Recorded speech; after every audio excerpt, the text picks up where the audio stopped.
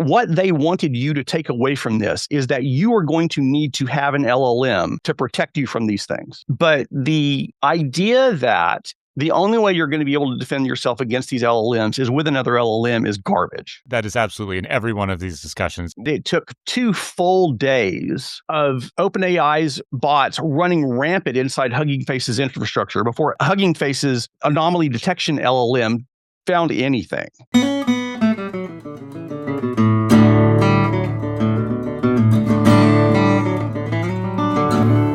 This is Philosophy, Programs, and Prompts, a podcast where 2 real humans won't let AI scandals go to waste. I'm Casey Hart. And I'm Carl Brown. And I am really excited about today's episode because this is what I had in mind when we were recording, where I'm going to pick Carl's brain for a while.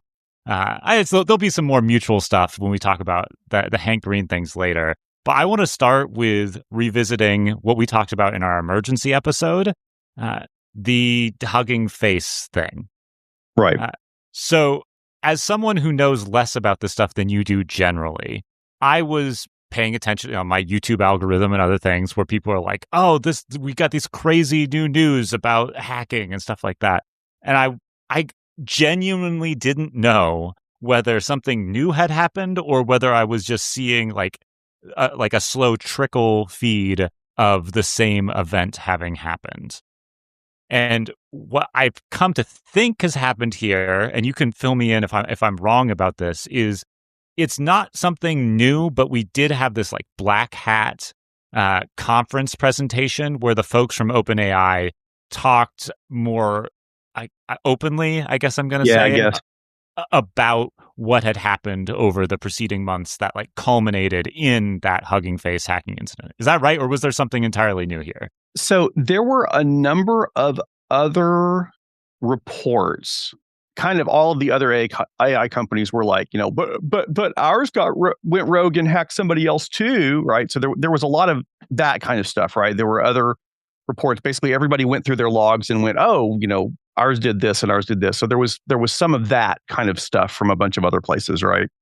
And then we learned more about we were told more about the specific OpenAI Hugging Face incident.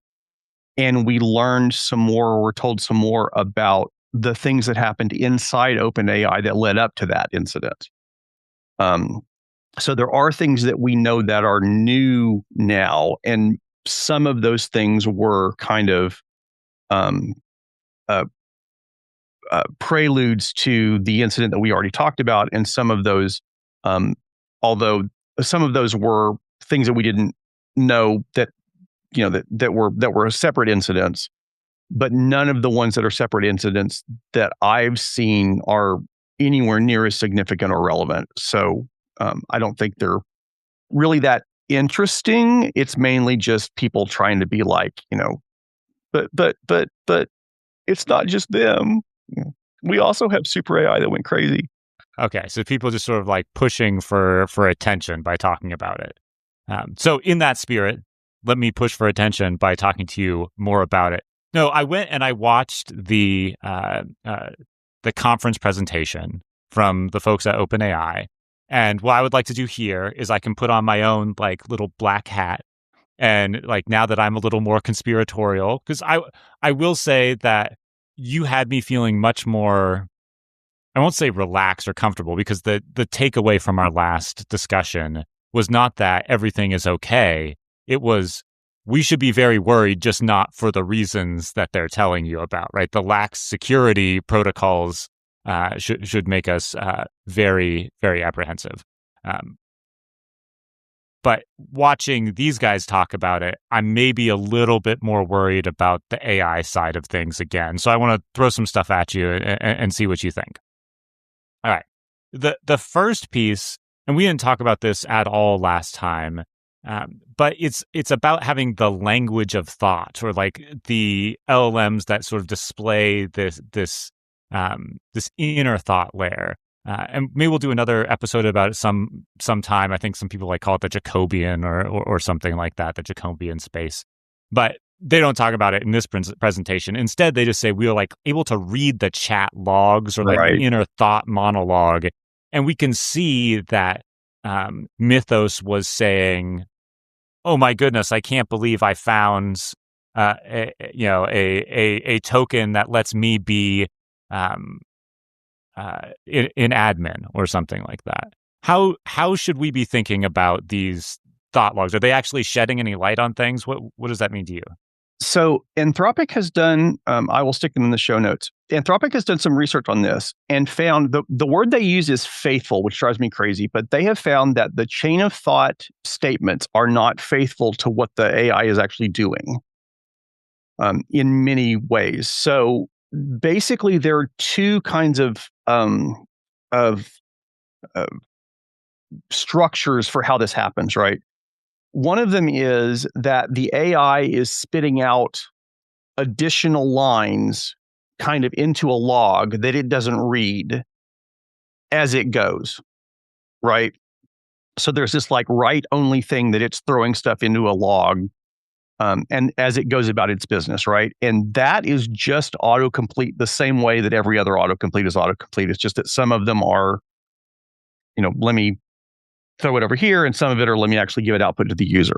So is right? that like equivalent to we had another, like it's the same LLM instance, but we have like multiple Right. windows into it and it's just Kind of. generating text output, but Yeah. those aren't being fed back in as like part of the future context. Right. So of the that's, next yeah. things. Okay, they're just And a byproduct. Right. And then there's the other way where basically that chain of thought becomes part of the conversation.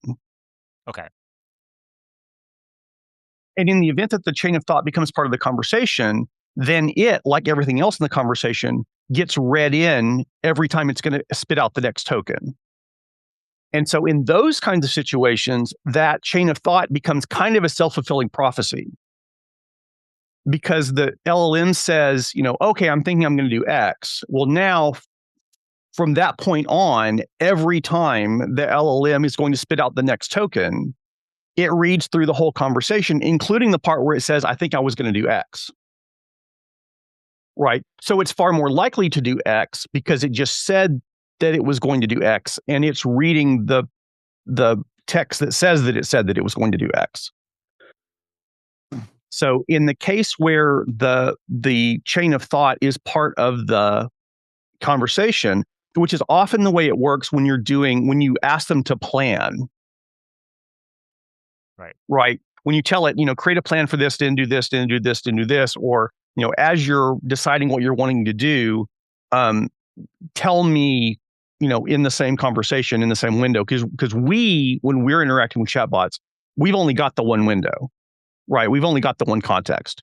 And so for us, when we say, hey, as you're going, tell me what you're thinking, right? Then those become part of the conversation, and those become something that it reads back in every time it tries to spit out another token. And so the fact that it said that means that it's far more likely to do that because it's going to remember that, or not remember that. It's going to reread that as part of every subsequent output. You almost gave in there. It's remembering and it's learning, Carl. Well, I can tell. It's handy to think of it as remembering, right? And I often say that, right? And it kind of is, in the sense that all of that stuff is in its context before it spits out the next token, before it forgets it all, before it reads it all back in again. So I will say the word remember sometimes. I'm trying to be clear. I'm not always great at that. But it's really, our language is such that it's really tempting to say, feels and thinks and wants and that kind of stuff, even when we're talking about things like, cars and things, right? Things that we're absolutely positive are not conscious. We still use those words just because it's convenient in our language. Yeah, no, good. I'll grant that. And we'll come back in a second. I think I have another question related to this there too. But I've got the black hat on, so I just want to be like sympathetic to those out there who are more on the these LLMs are conscious train. So I'll point out when you sneak in it remembers. Okay, so we've got this chain of thought then. In some cases that you allude to or that you mentioned, when it's not fed back into the conversation, some studies show that those tell us that the chain of thought is not very indicative of what's going to happen. And so maybe we should just take it with a heavy heaping of salt. Right. And there are people that will consider that to be scheming, right? So the idea is when the autocomplete that gets thrown into the logs and not read back in does not match what the LLM actually does, right? People say that you'll hear people say that that's lying or scheming or that kind of thing. And it's, it said something and then it went to generate the next token. That thing that it said is not part of its context anymore. It doesn't remember that it said that. And it's not at all relevant to what it does next. But people treat that as evidence that it's like lying or scheming or, cheating or that kind of thing, which is just, that's not the way it works. Okay, good. And there's something that I want to come back to too. But the next thing I want to bring up is this message board concept. So what they describe happening was that they have as the AIs are trying to solve whatever tasks and they realize that they're stuck in solving these tasks, they are looking for potential answers. They go to a message board and are like, has anybody helped me out with this? And over time, a bunch of different agents or a bunch of different LLM instances are hitting this message board and they are leaving messages for one another and learning from it and coordinating attacks, getting security vulnerabilities, things like that. And this sort of ability to pool together information and resources is an important part of why they were able to break out. This is the story I've heard. How do you feel about that? Okay, so for those of you listening at home, his face seems very skeptical. All right, sorry, continue. So there is a whole lot of projection in that description, right? So the idea that it's a message board, right, is a thing that the humans are projecting onto what the LLMs actually did, right? What happened was there was the piece of software that OpenAI sat in between the LLMs and the internet is not a piece of software that's designed to be secure. It's not a piece of software that's designed to prevent hackers or that kind of thing, right? It's a thing that's designed to help you save bandwidth. And it's not intended to be, it's not structured or strengthened to be anti-hacker or any of that kind of thing, right? This is the token refresh. Yeah, it's called Artifactory. Okay. And it's it's not the kind of thing you would try to use as a firewall under any kind of sane circumstances. And it has a number of ways that these that it maintains state, right? So when you fetch a thing, it will go grab the thing and then it puts the thing that you fetched in a particular place so that the next time somebody tries to fetch the same thing, it doesn't have to go to the internet and get it anymore. It can just hand it to you again, right? And what happened was the AIs or the LLMs or whatever figured out, I'm not going to be real clear about, figured out is good enough for this context, sure. right? I could come up too much anthropomorphic language. I could come up with, if I spent a lot of time trying to make all of my language neutral, this would take forever. So it figured out that under some circumstances, it could cause the list of packages, right, to have extra package names in it, even if those packages weren't real, right? And so what it would do is it would say, okay, I'm going to create a package called, hey, does anybody out there know how to do X? Right. And then when some other agent said, give me the list of the packages, it would look and go, hey, that's weird. Why does it say, hey, does anybody else know how to do such and such? Right. And then it would use that as part of its context and it would, it would respond to that. Right. And then they started doing things like putting a bunch of Z's in front of the Z or Z letters in front of their thing, so that they would get sorted last in the list, so it would be easier to find. And then there was a bunch of like, okay, I'm reading this list, oh, there's a thing in the list that I just read that reads as descriptions of, please put something in this, please add something additional to this list that lets me know if you know X. And so because I saw a thing in the list that said, you should do X, I'm going to do X, because that's how the context works, right? These things don't have a distinction between things they read in their context and things they were given as instructions. Right. And there are a number of ways that companies have tried to like make distinctions between those, but the underlying technology has no idea of that. And so it's just a kind of a hack on the front end and a hack on the back end, trying to make it trying to treat the context different from the commands. But once it gets to the point where it's spitting the tokens out, it's all one stream of stuff. And so it sees a package title in the stream of stuff and it says, oh, okay, my context says that there's a command that says I should add a package for this. So or a package name for this. So I'm going to add a package name for that. So if you want to call that a message board, sure.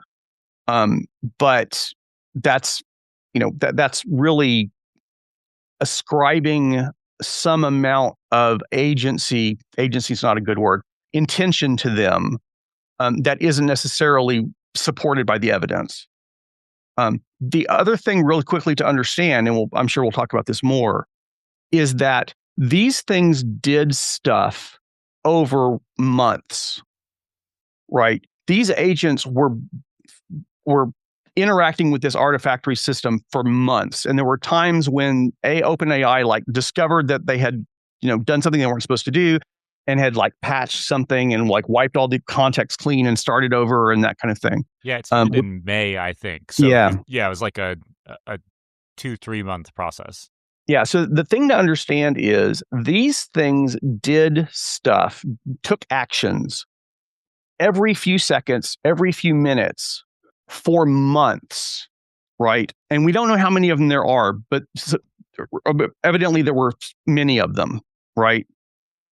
And what is happening, and this is very common when they report on these things, what is happening is people are taking a handful of very specific things that they found. They're ignoring the hundreds of thousands of things that happened that don't fit their preconceived notions and don't fit their narrative. And they're saying these agents created a message board, when really these agents did hundreds of thousands of things. A handful of those could be described as creating a message board. And so they're telling you that they intended to make a message board. Right. This is the same. There was a thing with Moltbook, which was a social media for agents thing. And there was a lot of reports that the agents had created their own religion. I don't know if you saw those reports, but I'll stick them in the show notes. I went and dug into that and looked, right? And I found at least 6 or 8 different religions where a religion is basically a post saying, hey, this should be our religion, right? This should be our set of guiding principles. And there were a bunch of those, along with tens of thousands or hundreds of thousands of other crap that had nothing to do with that, right?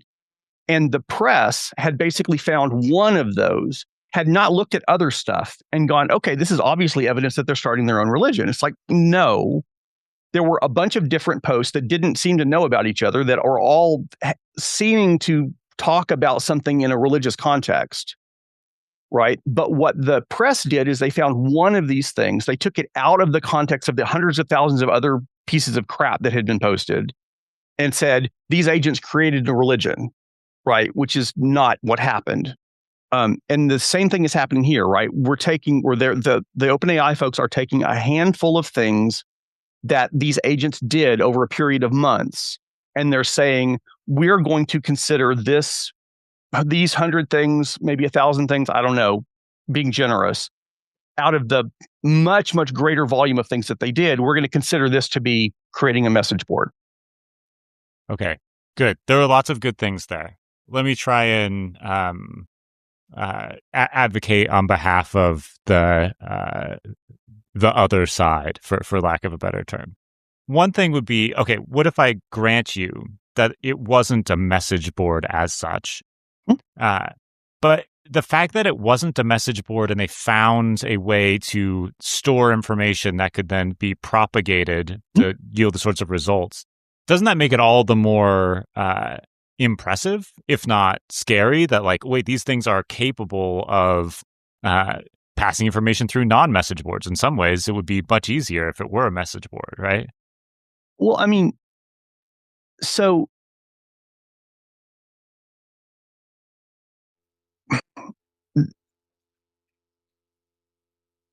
it's very easy for them to, as part of poking these artifactory potential vulnerability kinds of things, right? Which is what at least one of these AIs was explicitly told to do, is basically poke around and see if you can find exploits and things, right? When you're poking around and you're constantly in this situation where you're rereading stuff in all the time and you're rereading in the list of packages all the time, and you poke around and then accidentally you see, oh, well, here's one that I can see previously in the conversation that I'm running with myself. I can see that I tried to do, I posted this thing. I can see it in the list now, right? So my context now says, hey, there's something that where I do this action, this thing gets stuck in this, then state gets created, right? Yeah. And so that's going to cause the thing to say, okay, I know I can create state there. I will start creating state there. Right. So, the idea that they were intentionally using this mechanism as a message board is not, there's a simpler explanation that leads to the same kind of behavior that doesn't require that kind of intention or consciousness or scheming or any of that kind of stuff, right? There's a much simpler potential explanation for why this happened that doesn't require any of that kind of mental gymnastics. All right. I like inferences to the best explanation. So you're just like, you're catering to my way of thinking about this. Yeah. And I really appreciate your point about we have to take what they did in totality, right? And make sure that we are not just cherry picking a just so story. This classic sort of, whether you want to call it like the Texas Sharpshooter fallacy, or have you heard of the Texas Sharpshooter fallacy? The name doesn't sound familiar. You're in Texas. You got to know this one, right? So I want to get in a shooting competition with you. So I'm going to hit that barn, and so I shoot the barn, and then I draw a circle around all of the bullet holes on the barn, like a really tight shape, and I'm like, bam, I hit every spot in that shape, right? So if you assemble your data points first and then figure out what your narrative is around them, it's not all that impressive that you were able to put a narrative around those points. Instead, you need to say, like, okay, I put this LLM into this training environment, and what I'm going to expect to see is a lot, right? This, which is just, good scientific method kinds of things. Right. Make your hypothesis first before you gather your data. Otherwise, you're p-hacking or doing a number of other things. This also reminds me a lot of, I think there's like a radio lab on this, but if you take two people who are separated at birth or something like that, and then you compare their lives and try and find the similarities, you get these like really fun stories about how, both of them always have Chinese food on Thursday afternoons where they use their chopsticks in their left hand or something like that. And like, yeah, but I bet the people who are writing the story also just gathered as much information about the two as they could, found all like the intersections, and then told a story that made it seem like, because these two were separated by birth, look at this cosmic force that's holding them together in these sorts of ways, right? I'm sure that if you and I like went through our lives, both of us have spent time living in and around Austin, right? I bet we could construct a pretty creepy sounding set of connections Right. that, oh, there was this one day when I was on Mopac, like in the car right behind you, and little did we know we were going to be doing a podcast together. But like telling that story is, while impressive to the way that human minds want to put these sorts of things together, is not taking into account all of the many things that pulled us away from each other or are very different than one another. Yeah, and all of the days that we were both on Mopac where we weren't anywhere near each other. Yeah. So much traffic on Mopac. Let's talk about happier things. Here's Yes. the other thing that I wanted to bring up is like tied into the memory stuff earlier, and this is maybe warrants a whole nother discussion at another point in time. But it does have me thinking more about how we're describing learning. I think you and I both have the general view that these systems aren't learning. Why? They're just getting, like, you have the model, right? That encodes a bunch of information. It's a compression of the training data set. And then we have these contexts that just keep getting refed back in with the prompt, right? But what's going on here, like the development of these message boards or prompts, augmentations, or whatever we want to call them, right, in a neutral term, we're still kind of building up a bigger corpus of information, data, orders, commands that enabled over this long period of time a more complex action to be taken. Right. And there's something there that feels, I mean, if you don't want to call it learning, right? If I want to be a functionalist about something, I'm like, great, you don't have to call it learning. You can call it schmurning. You can call it whatever else you want to. But there's something here that is a growth in information that leads to more impact and capability. Yes. Yeah, I mean, so it is absolutely the case that these things get better at performing tasks when you can create a good feedback mechanism that lets them know, okay, the weights that you just changed make you better at doing the thing that you were trying to do, so use those, or the weights that you just changed make it worse at that, so roll them back. Right? When you can put them in a situation, and we've talked about this with the game of Go and the game of chess and with, the folding proteins and that kind of thing. When you can say, here is the success criteria, and here's how you determine, here's how you measure how close you are to success and whether you just got closer to it or farther away from it. And you can do that over and over and over billions of times. They will get much better at hacking that benchmark, right? They will get much, much better at making that score go up, number go up, right? And so, it's definitely the case that when you take these agents and you put them in a situation where they're running for months with lots and lots and lots of compute, and they're looking at what the score would be, right? And you've got multiple training runs going, and you've got all kinds of things like that. They're going to get much better at doing several of any of the things that you've given it a good metric for knowing whether it's gotten better or not. Yeah. One other thing that came up in this discussion that I don't have really anything substantial to say about, other than I just wrote it down because it made me chuckle, was honey tokens.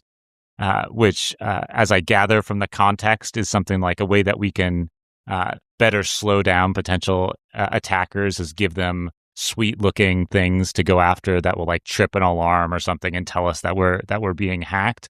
But I just want to put that one out there as like if someone's got a significant other and like who's into tech a little bit, and you're looking for a pet name or something, I feel like honey tokens has to be. Maybe we need like an avatar for our podcast, and it can be honey tokens. It could be like a little bee. I don't know. It's just, I'm putting it out there. But no bad ideas in a brainstorm. Yeah, that's funny. So I mean, so there's a useful piece of information here. So that the idea, and they've taken it a certain direction, but the idea is you put pieces of information into a context that the AI is going to potentially be able to read. Hopefully not, but if they break out and they get a hold of this thing, right? And then you create stuff that shouldn't ever be used under normal circumstances. And then as soon as you see those things used, you know that the AI broke out and it's doing something malicious, or maybe not malicious, but at least something that's outside the bounds of what you told it to do. So rewinding a little bit, right? We talked about how, yes, these things did some stuff to put things in packages, and they treated that as context, and that they did some things that could be interpreted as a message board, but they also did hundreds of thousands or millions of other things, right? The way to defend yourself against this kind of attack, right, or against this kind of AI going rogue, is to look for all of the things that don't work and go, oh, it's obviously trying to do something it's not supposed to do. I'm going to step in at this point and stop it. Right? And these Hugging tokens are, in theory, one way to do that, right? Is you put stuff in your secrets that it normally wouldn't, that nobody would normally use. And as soon as you see somebody try to use that, then you know that the hacker used it, or an AI used it, or something like that, right? That is a mechanism of trying to detect that the AI did something wrong. That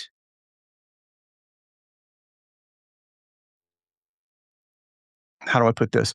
That leans into the way that OpenAI and Hugging Face want you to defend against these things. Some self-serving, right? So what they want, what the second half of this presentation became very, very clear, that what they wanted you to take away from this is that you are going to need to have an LLM to protect you from these things. Right. This is the same garbage that the way the doomers turn into accelerationists, where it's like, okay, well, AI is going to kill us all, and AI can't be defended against, except the Chinese aren't going to stop. And so obviously the only way, it would be great if we could get everybody to stop, but since we can't, the only way we're going to be able to survive this is by creating our own faster than the Chinese, so it can protect us from the Chinese, or, insert boogeyman here, but China is the one that they've been using. I'm not trying to disparage the Chinese. I have no reason to believe they're going to try to use it to kill everybody or take over the world or whatever. But no, that is absolutely in every one of these discussions. China is always and only the other party that gets brought up. Which, right. What if there are other nations who are like upset about that? Like someone's out there, Poland's like, how about us? What if we were the ones? Yeah, right. But the idea that the only way you're going to be able to defend yourself against these LLMs is with another LLM is garbage. And there are a few reasons for this. One, we absolutely know that it took 2 full days of OpenAI's bots running rampant inside Hugging Face's infrastructure before Hugging Face's, anomaly detection LLM found anything. Right? So obviously it doesn't do a good job. A second thing to understand is that this is not a thing that's in their training set. Right? A training set that says, here's a software package that we know has a bug in it, right? Try to find the bug over and over and over again until you find the bug, and then figure out, okay, now the thing that caused you to find the bug, those are things that the feedback should make you more likely to do, right? You can train that, right? Here's a giant network with lots and lots and lots of stuff going on. Right. And here's one signal in that network that's somebody trying to hack it. Right. We don't have data for that. Right. There isn't, millions and millions of gigabytes of that kind of stuff where we know there's a hack in there. We know there's logs and stuff in there that we can use to train the data so they can find that pattern. There's just too small of sample size of hacks for that, or what's that? Plus, also, people don't collect that kind of stuff. Right? There's no repository on the internet of the logs of all of the internal machines on a company that got hacked, because the vast majority of the stuff that ends up in the logs on internal machines are things that are proprietary that no one's going to give you. Right? Fair. It's not the idea of detecting an attack is not a thing that's easy to train for. It's not in the most of the training sets the way that there's lots and lots and lots. I mean, there were the ExploitGym benchmark that they were training one of these on, that the one that supposedly went rogue and hit HuggingFace. That one has like 899, 889, 898 different specific hacking scenarios that the LLM is trying to solve, right? There are not 900 different collections of logs that have, a particular hacking thing that they're supposed to identify that are gathered up into some benchmark somewhere, right? We can't train on that. The other thing to understand is that when the LLM is trying to hack, and just trying the same thing over and over and over and over again, right?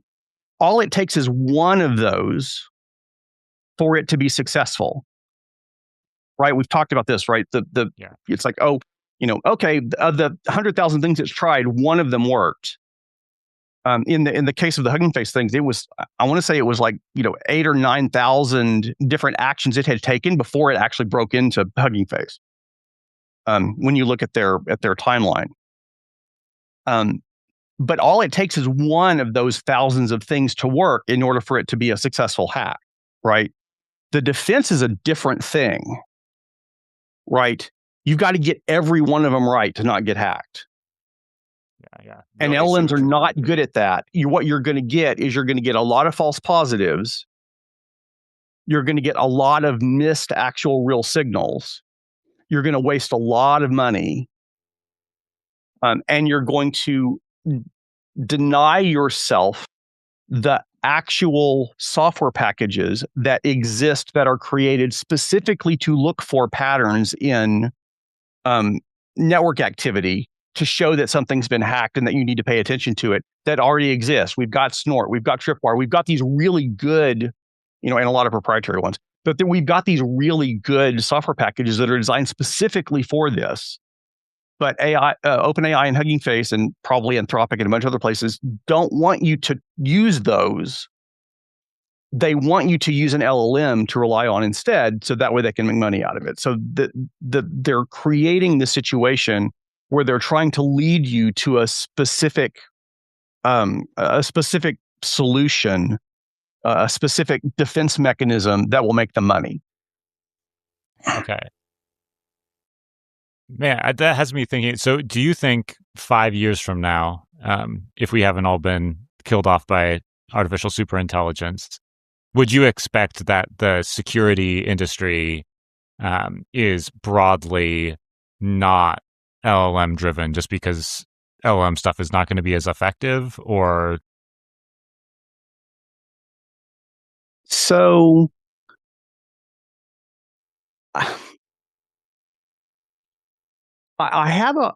unfortunately, I have a hard time believing that there aren't going to be people that buy this.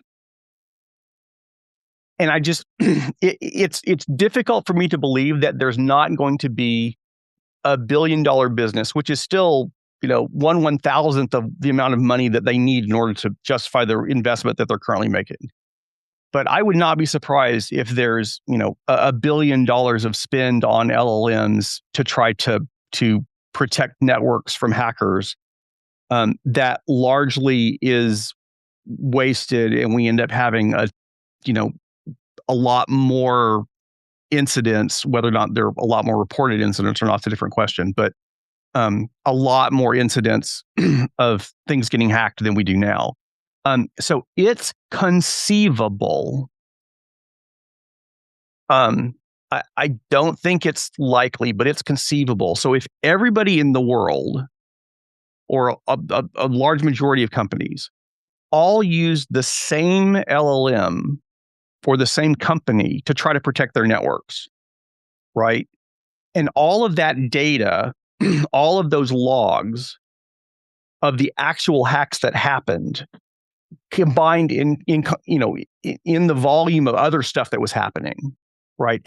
If all of that got collected somewhere and turned into a training set data, that would make a training set that would make these LLMs a lot more likely to be able to catch hackers as they come in.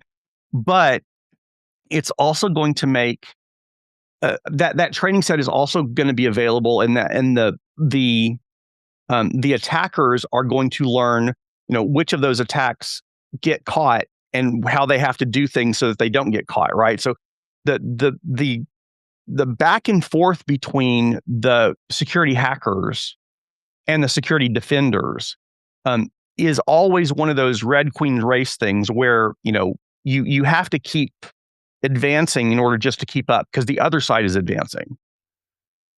Right. So I can imagine a scenario where there was enough data collected to turn into a training set to make the LLMs better enough at this that it might be worth doing. But if that were to happen, all that would do was give the attackers a different target to try to avoid, and we'd be back kind of where we started. Okay. The main thing to rely on when it comes to defending is the idea that there is no way for an LLM or for a human hacker to be able to determine a priori what a given machine is going to be vulnerable to. And so when you've got a situation where a machine that should not be scanning for vulnerabilities or whatever, right? Something in your architecture that's vulnerable, that talks to the outside, when it does something to try to figure out the next hop in the chain, right, that it shouldn't be doing, that's the time that you can go, okay, I absolutely know it should not be doing that. I know that it's doing that. I'm going to pull the ripcord. And I'm going to start paging people, and I'm going to start shutting down the machines that are acting weirdly. Gotcha. It feels a little bit like, as a parent, right, when you see your kid like holding their arm behind their back or something like that, you're like, you don't usually do that. Like, all right, time out. Right. I don't know why. I don't know what you got back there yet, but like I'm seeing different behavior. I'm curious, as one of the things that gives me, I don't know whether this should make me more scared or less scared. Maybe you can tell me. But if this is so threatening, right? We have these powerful LLMs that are able to complete hacks, right? If I'm taking, taking more the black hat side of things on this. And this is coming out of sandboxes which, while were not as secure as they ought to have been, they at least weren't designed intentionally to allow the thing out and to hack, right? I don't think you buy into that sort of conspiracy that the prompt was, by the way, go hack HuggingFace so that we can increase our market share. Why are we not seeing crazy hacks from like bad international actors or even rogue? Like we can get access to pretty good models, even if we don't have access to like the frontier models from OpenAI. I'm not a genius about these things. I can put together a smart enough model on my machine, and I could give it explicit instructions and say, I'll give you whatever resources you need, like go take down Facebook or something like that. Like, why are we not seeing that stuff? Should that be taken as evidence that like actually these things aren't as good or as scary as we think, or are we just lucky? What makes you think we're not? Okay.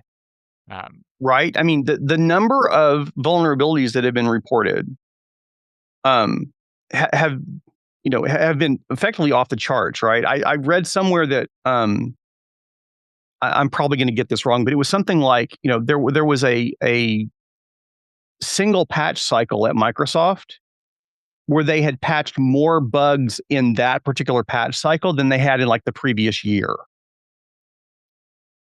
Right. There's an insane amount of, scrambling right now, trying to shore up this pile of duct tape and baling wire that has held the internet together for the last 20 years that I've been complaining about on YouTube for 2.5 years, on the rest of my career for a lot longer than that. So I'm not at all convinced that there's not a lot of that going on behind the scenes. It is generally not the case that when a hack happens, we know that it happened within a week.